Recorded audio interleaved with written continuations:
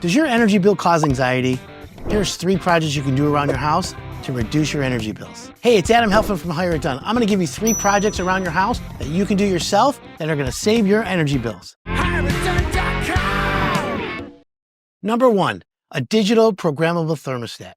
Most homes have them today. If you don't, you have to get one. However, if you have one, it makes sense to learn how to use it. Now, let me give you a quick tutorial.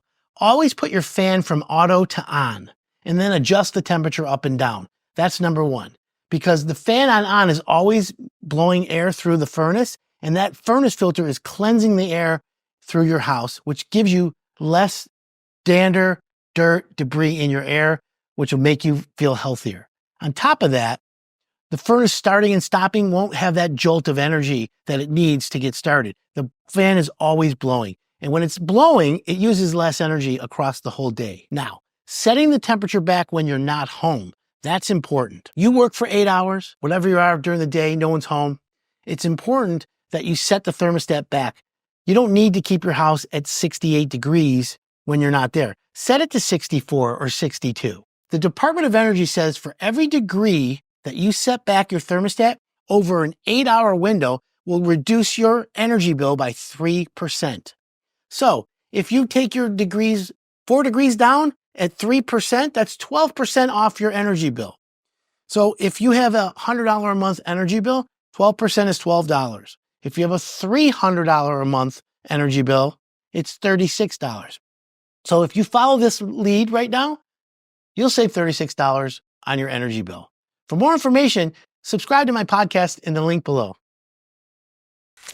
Tip number 2 is if you have a ceiling fan and it's going clockwise, stop it and change the direction to go counterclockwise. What happens with that situation is as heat rises, and by the way, scientifically, heat travels towards the cold. That's why heat goes up, because as you get higher in the atmosphere, it's colder. So heat travels towards the cold. The fan draws the heat up and then pushes it back down. So it makes you feel cooler or warmer in the wintertime, and you'll save energy by doing that.